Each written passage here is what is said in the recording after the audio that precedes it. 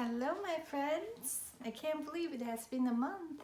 This is a video just to recap what's happening 1 month during the first month's postpartum time period. I'm going to talk about I guess talk about me first and then things regarding the baby second. So this is 1 month postpartum. Originally I was thinking about doing all those 1 week, 2 weeks, 3 weeks, 4 weeks, because I really enjoying documenting the progress, that kind of thing, throughout the time. But it just been so busy with the newborn, and especially this one, comparing with my other kids, this one, my third baby, is much more difficult than the other two kids. And so I basically spent all my time feeding him, diaper change, and just everything is it's about this little one. I spend all my time taking care of him. He's a little bit how to say that, it's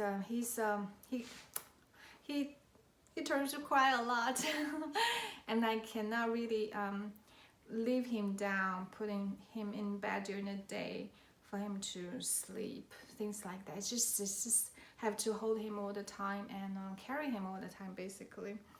Yeah, so I didn't expect at all, and that's why I really don't have any extra time doing other things. I totally admire all those people, all those ladies making their fantastic, fabulous, beautiful postpartum updates with all the makeup and hair and everything, and a clean house and everything, and they can do that almost, they even do vlogs, right?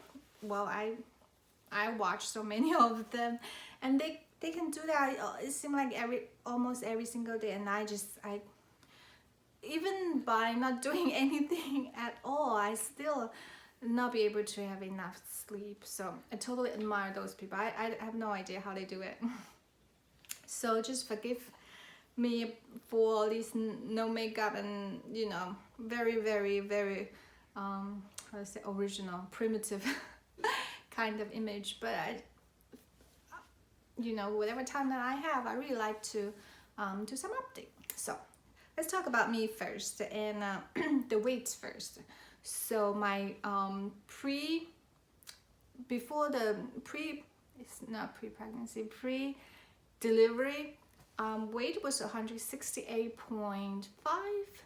So right after delivery of the baby, I lost about, I think it's about 10 pounds, and so it's down to 158, and then within 2 weeks it went down to 150, I would say 55, so 55, 53, something like that. So the birth related weight loss was about 15 pounds, and then I stay at 153 for quite a long time. Right now I'm at 152.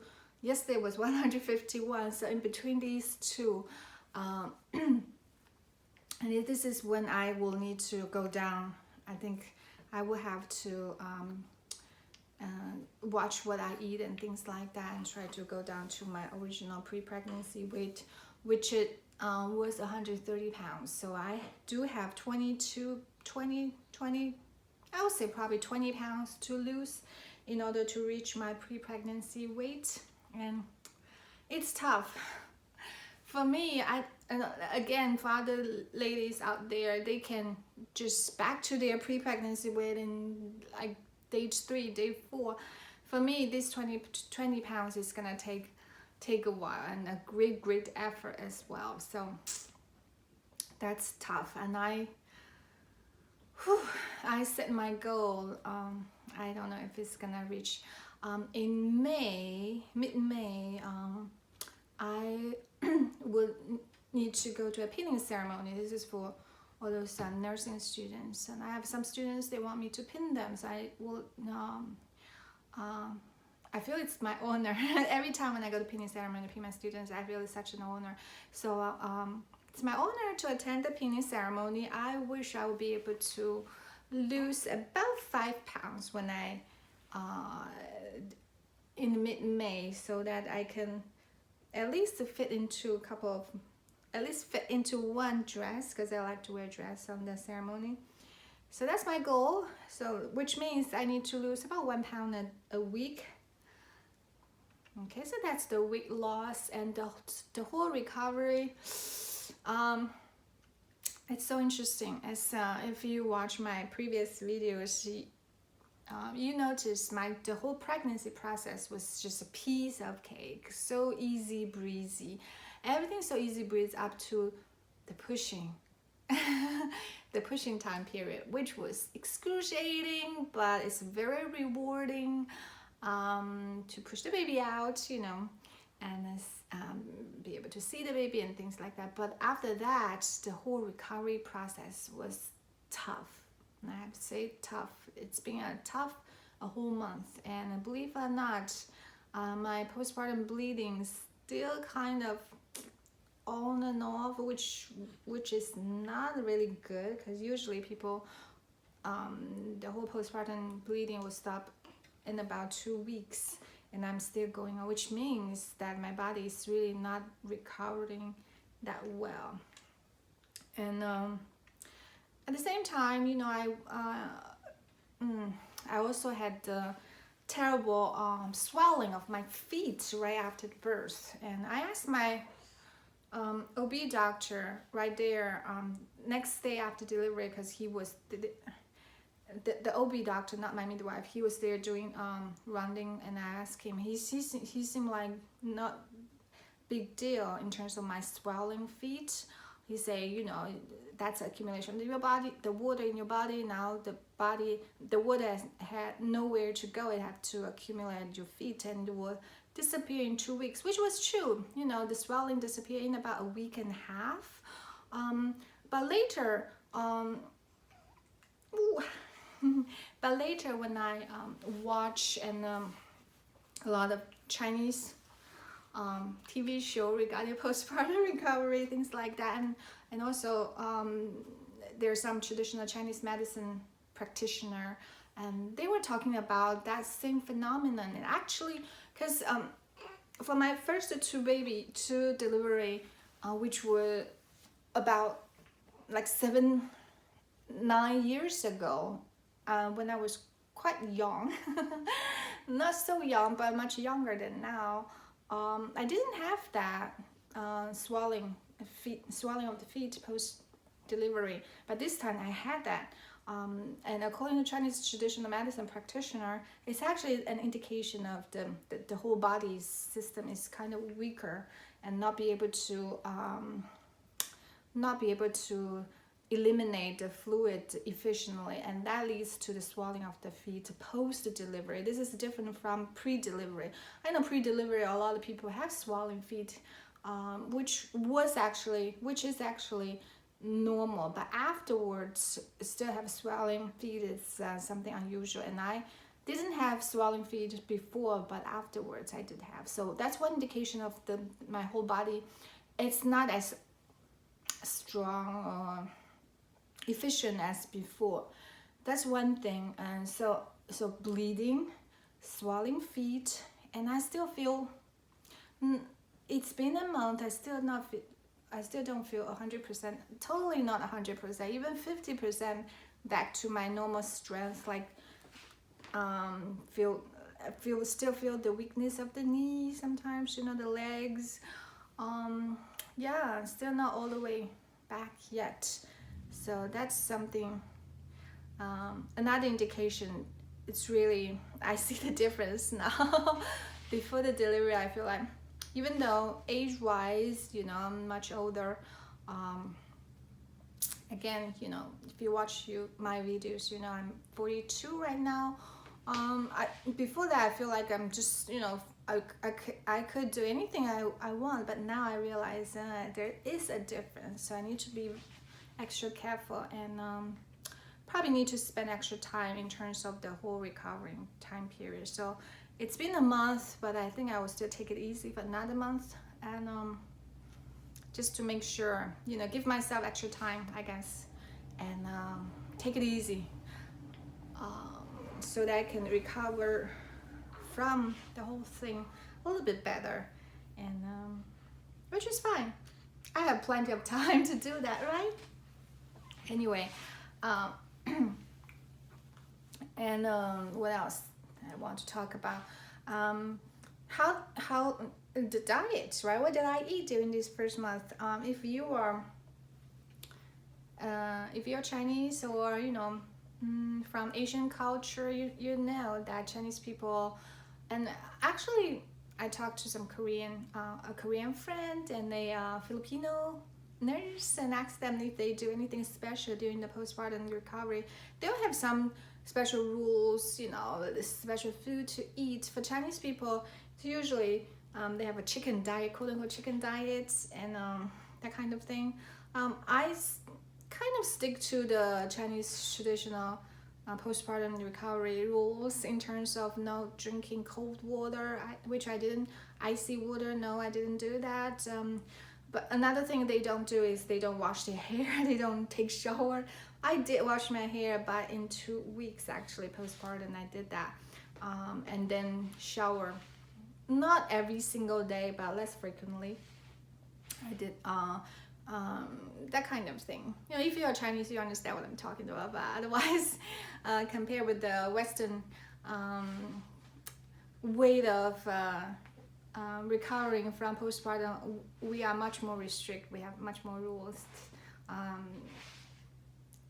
It's part of the tradition. And eating wise, chicken soup, that's what I have a lot. Chicken soup and a red bean soup with the red days, and some Chinese medicine. I had all of that, and I have good support from my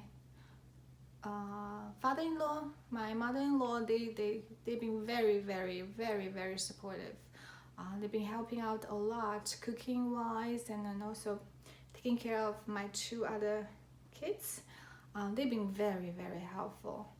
And my mom, obviously, she came to cook, help me out 3 days a week. So those are all very, very helpful. But still, with all this help, I just feel bad that I still don't feel 100% back to normal yet. And yeah, that's the reality. So yeah, if you're interested in terms of what I eat during postpartum time period, let me know, and I'll probably do a vlog kind of style video to show you the things I cook and prepare every day for myself to recover. So I think that's about, what else I want to talk about so far. Yep, those are the main things happening during the first month. And next, baby related, breastfeeding. Oh my goodness, that is very, very tough, breastfeeding, especially if you want to feed the baby exclusively breastfeeding. I was totally crushed when I brought the baby to the pediatric for the first visit, because the weight wasn't there. Then they were asking me to supplement with the formula. I was totally crushed because originally I really wanted to 100% exclusive breastfeeding, and I did everything right, every single thing right. Still couldn't reach that goal, and then I have to supplement with the formula, which was fine, for the, I don't know, for the weight of the baby. But yeah, so that's something quite tough. I think a lot of mothers probably experience that as well. That's the time I feel very, very low. The first 2 weeks was very, very difficult because physically, mentally, emotionally, you are very vulnerable, and with all this stress, especially the the amount of breast milk, things like that, just give you so much stress. Then I did start supplement him with some formula, not a lot, but at the beginning, a few days, about 10 ounces a day, and then now it's probably about 4 to 6 ounces a day supplement with the formula. Otherwise, I breastfeed him. So at the beginning, just like everybody else, the crack of the nipples, the bleeding, and it's very, very painful. But after 2 weeks, just like everybody else, it gets better. I did have a lactational consultant, 2 different ones. The first one, I paid $250 for per visit, and she was just, I don't like her at all. I feel like it's kind of waste. And then have another one came in, and she for her visits $150 a visit, and yeah, I think so. And then the subsequent visits about $90. So for the first month, we spent a lot of money for the lactation consultants.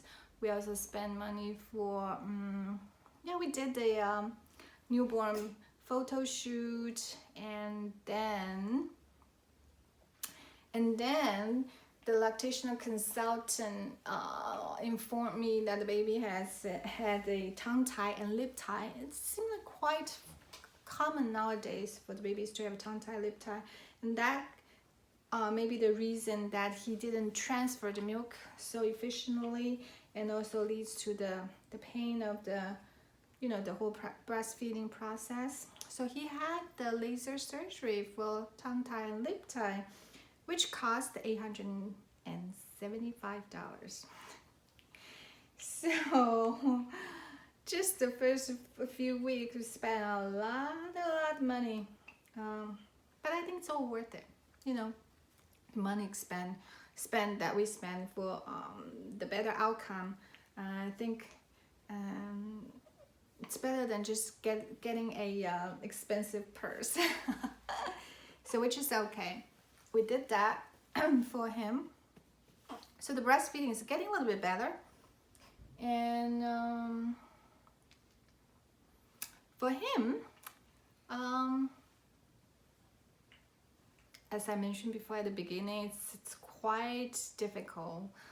He cries a lot. He needs a lot of attention, a lot of caring, a lot of holding, and a lot of feeding as well. And I have an app to recall how many feedings I did every day, and it has those tabulation and charts, and also how many diapers I changed. Believe it or not, for the first month, we use, let me see, 80 for 2 newborn box, 84 each, times 2, 168 plus 36. That's about 220 diapers just in 1 month. Can you believe that? And I changed 200 of them. So in terms of breastfeed, I spend in average about 4 to 5 hours just the feeding by itself. He attached to me a day, in average 4 to 5 hours a day, just feeding by itself. And he eats about every 2 hours. So my chart, you can see the visualization of everything. It's there every 2 hours. I have to feed him, which include the nighttime as well. So I have to get up at least 4 times every night. It's very tiring. But yeah, this is the end of the month, and I feel like probably everything will go toward the better outcome, the good direction right now. So I would expect things will get a little bit easier as time goes by. I think that's it for now. I know this is probably a very long video, but I'll probably go into more details of the things I mentioned in the video, such as the baby's tongue tie and lip tie surgery experience and post and pre-surgery experience and the exercise that we do to prevent reattachment and how that improve the quality of the babies in my life, and probably go into details later in terms of the food I eat, things like that. Yep, I think that's it.